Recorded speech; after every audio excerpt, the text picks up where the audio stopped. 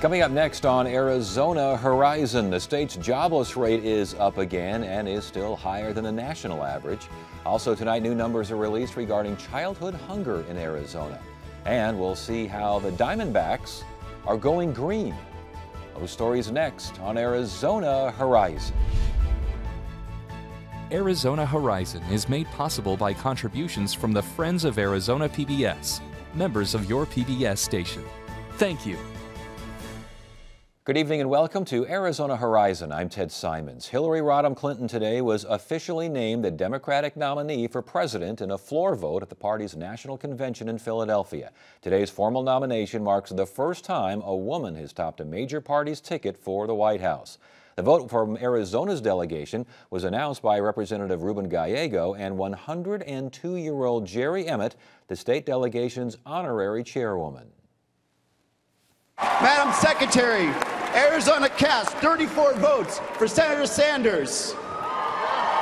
And 51 votes for the next president of the United States of America, Hillary Rodham Clinton. Jerry told the Arizona Republic that she cried after announcing the vote, adding that, quote, "I never cry."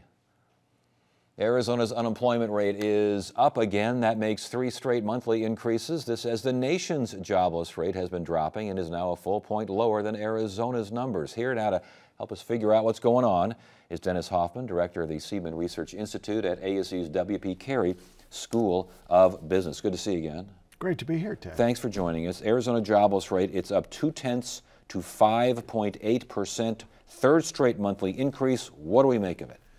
Well, candidly, there's lots to talk about with respect to the labor market. Unemployment statistics at the local levels, and that's the way we get them. We get them for the state, but we also get them for the metros across the state.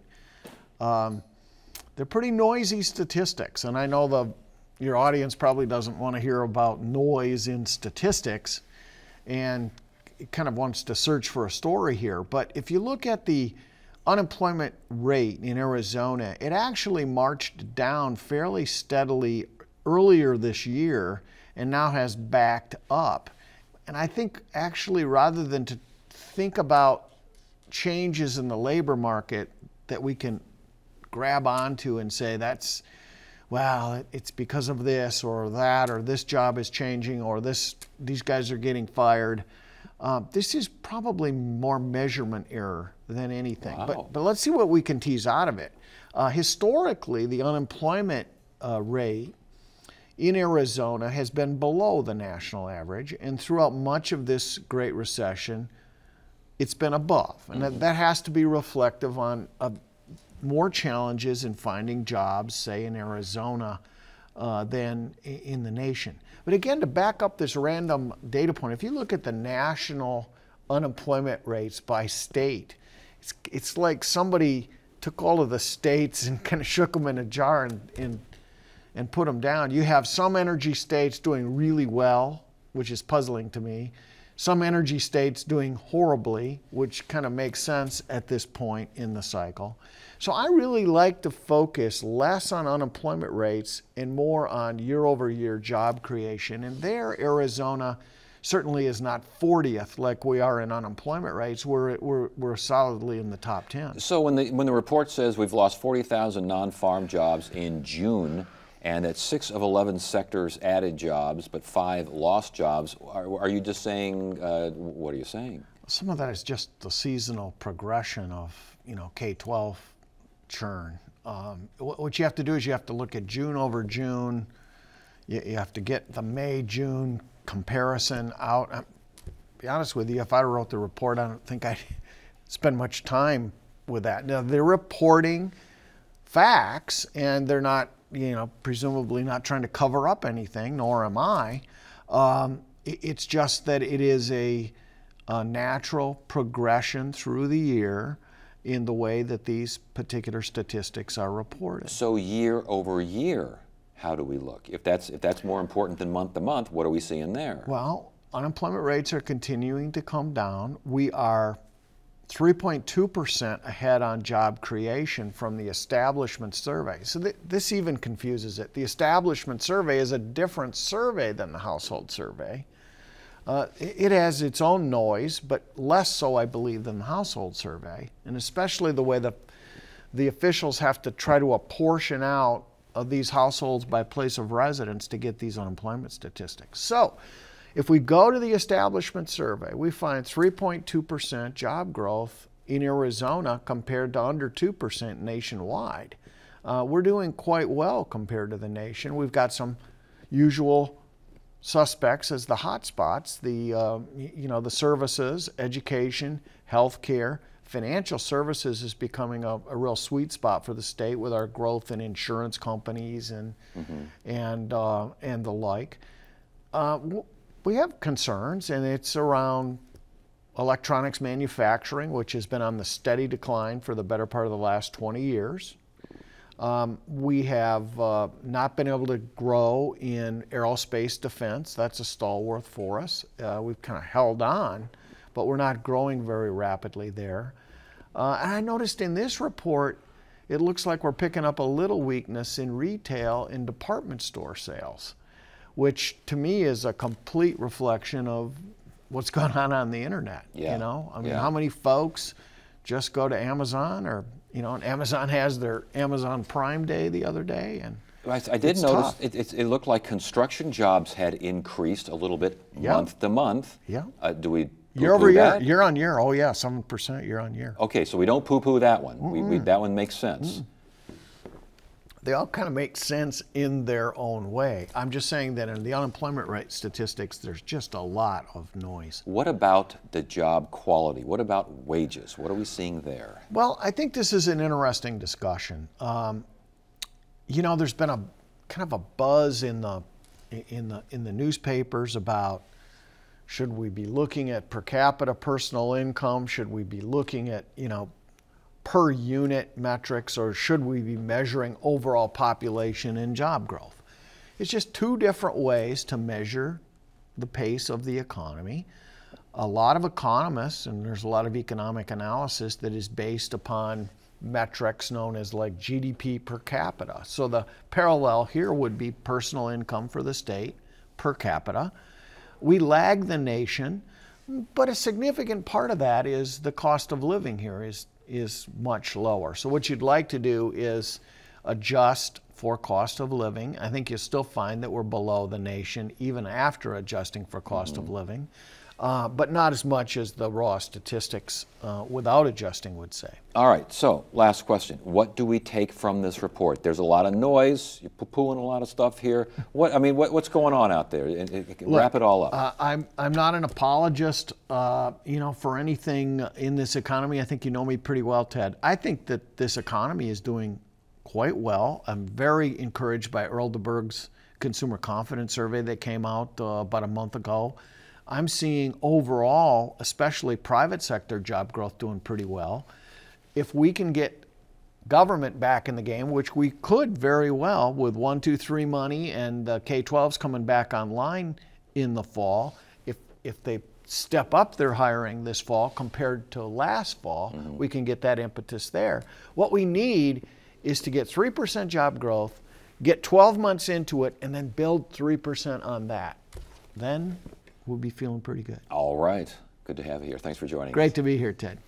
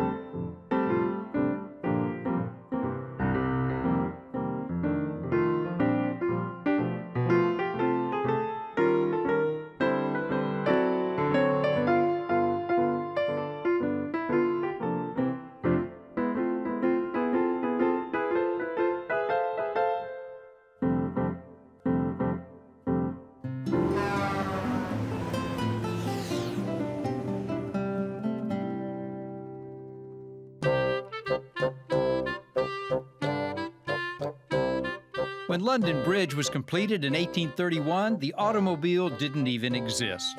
By 1968, it may not have been falling down, but the bridge was sinking under the crush of modern traffic.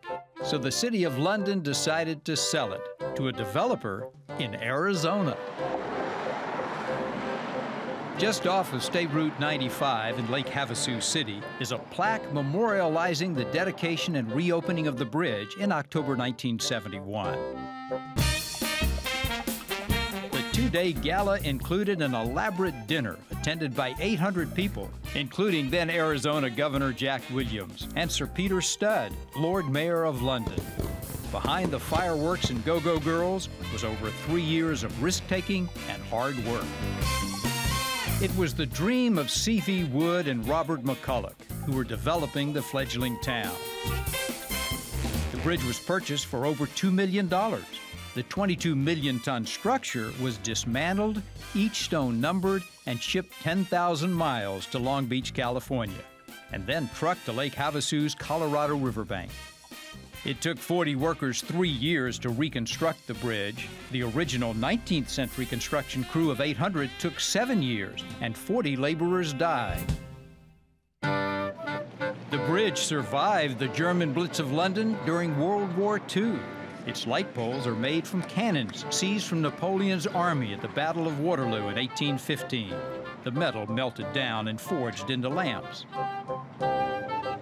Today, the London Bridge attracts over 1.5 million sun-seeking visitors a year, exceeded only by the Grand Canyon.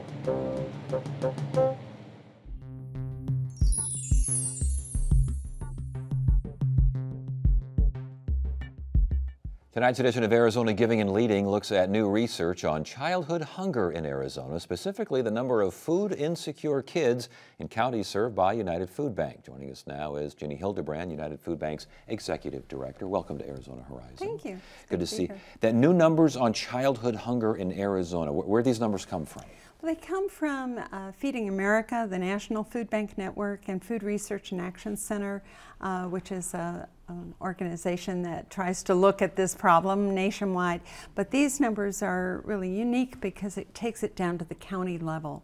And we serve, in United Food Bank, we serve Eastern Arizona, and we happen to be the owner of the county with the highest child food insecurity rate in the country, Apache County. I was going to say Apache, 42%? 42%. And Navajo County not far behind. 37 in Navajo. And, you know, while we look at this and the number of children are not as high as we have in Maricopa County, for instance, but still you realize that 1 out of every 2.5 kids in Apache County are not sure where their next food is coming from. Well, I know the focus of the study was the number of food insecure kids. Right. Define that for me. Well, it's children in households that are not sure where their food is going to come from. There's a number of questions that are asked of households, and if they answer yes to a certain number, then they're considered food insecure. What we know is that from our agencies, for instance, that serve in these areas of the state, we're seeing more children, more families with children coming for assistance. And some of them are coming back a bit more frequently than in other areas. And again, another focus was food insecurity rates. We talk about insecure kids. Right. Food insecurity rates, how does that differ, or does it? Well, it's pretty close to the same, but the rate itself is calculated on all the people in the county. And so with the children, it's a very specific number. So for our particular area of Maricopa County, Eastern Maricopa County, we think of it as the East Valley. We're talking about almost 95,000 children. Yeah, I know that as far as food insecure kids, Maricopa County is at 25%, 250,000 kids. Is that number going up, going down? It's about the same as it was the last year that this was reported as well. So we're not seeing a huge increase, but we're not seeing the decrease we would have hoped for with the economy getting better. And I think that that's a part of what we're looking at. How do we get that down? I was going to say, when the economy tanked here, when we had the Great Recession, what was the impact at United Food Bank? Well, we were seeing a lot more families that had lost their job, lost their homes. They were coming and needing assistance more frequently. We started up our food co-op to give people access to more affordable food. And those kinds of things are important to families when they're struggling that way. Yeah, and when you deal with these families, I mean, it's more than just feeding a meal, isn't it? I mean, there are other aspects involved. Well, we often say that hunger is the tip of the need iceberg because oftentimes families also have problems with shelter. They may have problems getting health care for their children.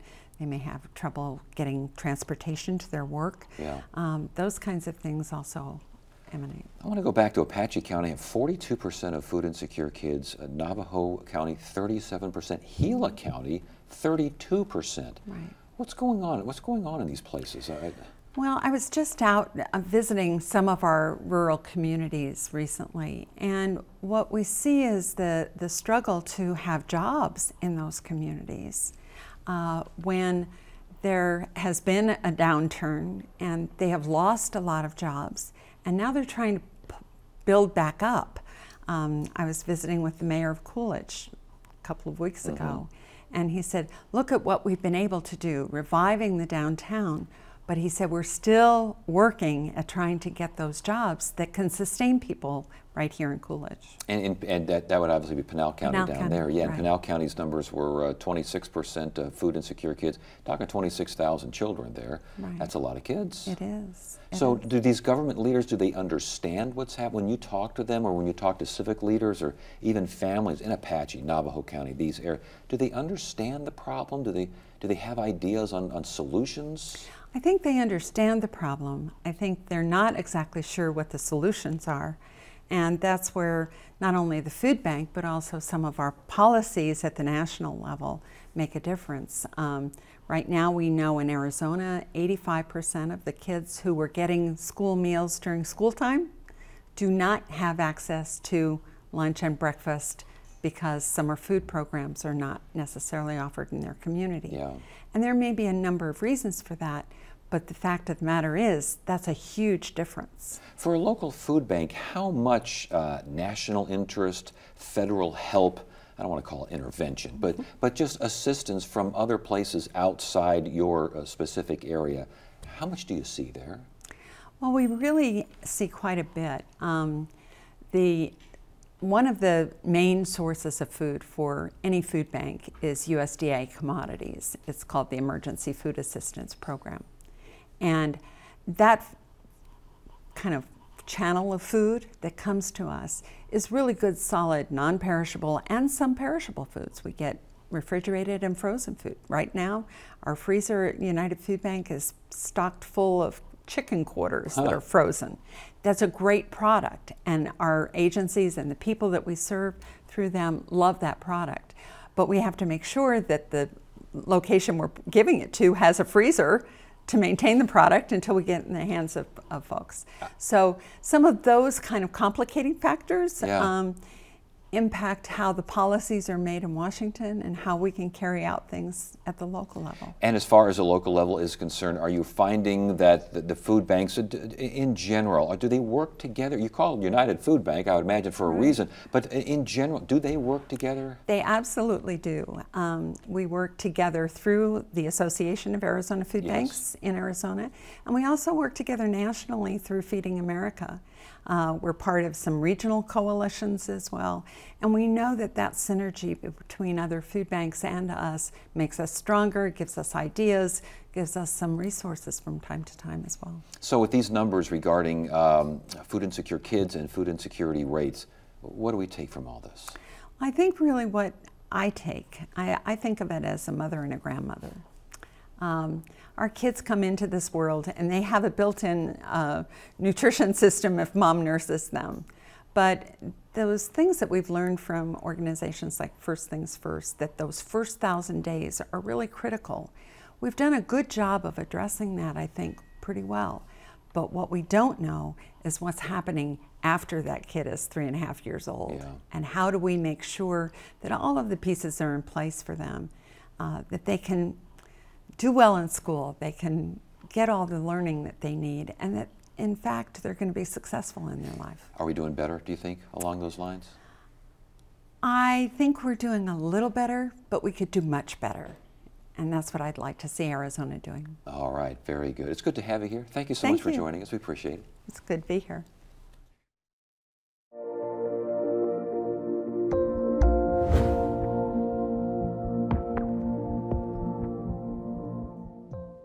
Tonight's edition of Arizona Sustainability looks at environmental efforts by a local sports team. Baseball means hot dogs, home runs, and the World Series, but how about sustainability? The Arizona Diamondbacks are in their 6th year as members of the Green Sports Alliance, a group of sports teams with a mission to bring environmental awareness to their stadiums, arenas, and ball fields.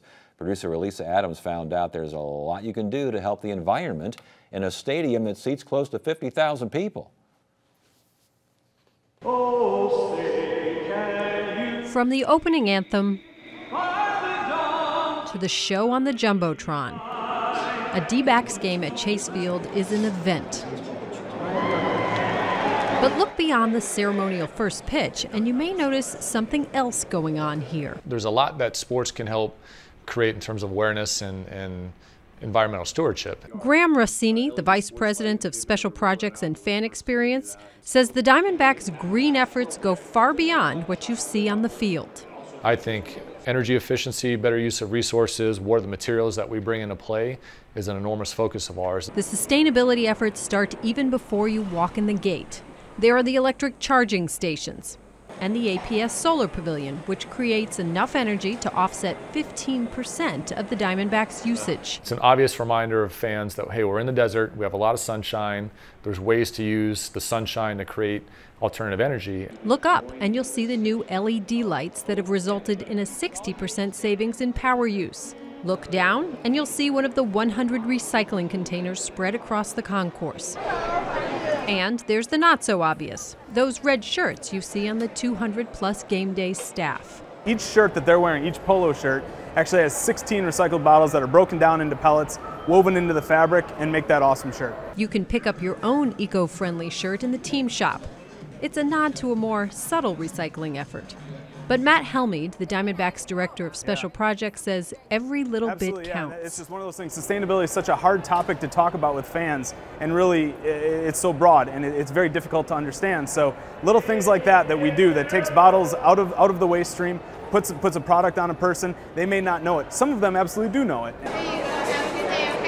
Fans may also have no idea that the paper plates, napkins, and paper towels they use are all made from recycled material. And in the luxury suites, even the forks and knives are compostable. Over the course of 60-plus suites in the ballpark, over 81 games in a season, that can accumulate, that can build up a lot. And so I think knowing that on a nightly basis, we're not putting that stuff into the landfill, we're able to offset that use and put it back in the environment in a healthy manner has been really, really effective. Also a hit, loyalty and reusable cups. It's a good deal, and it's pretty nice. This year's a little nicer than last year's. Marty Martineau, like thousands of D-back fans, picks up a loyalty cup every year. And he appreciates that he's helping the environment just a little while cheering on his team. I do what I can in any way to help the community. Put them side to side and there's a half a mile of concession space in Chase Field. That's a lot of hot dogs. On a nightly basis, there's going to be food that we can't serve in the ballpark. And so creating some partnerships with Levy and some other nonprofits in the Valley to make sure that that food gets back into the community and gets some use. We've been able to donate 8 tons of food last season alone, which is the equivalent of over 14,000 meals that we can provide back to the less fortunate. And while it's easy to see where the D-backs stand during any given game, it's tougher to measure how their sustainability efforts are paying off. But that's okay. They're in it for the long haul, well after the last out is called. I think creating the awareness of fans that if we're doing it in a complex or a facility as complex as Chase Field, as large as we are, there's no reason you can't take some of these initiatives and apply that back in your own day-to-day lives, wherever that may be. The Diamondback Spring Training Facility at Salt River Fields is one of the first LEED Gold certified sports venues in the country. The certification is for leadership in energy and environmental design. Wednesday on Arizona Horizon, we'll look at how tree and brush clippings along with other forest debris are being tested as fuel for a power plant in northwestern Arizona. Actually, I think that's northeastern Arizona. Anyway, that's on the next Arizona Horizon. We'll find out together. That's it for now. I'm Ted Simons. Thanks so much for joining us. You have a great evening.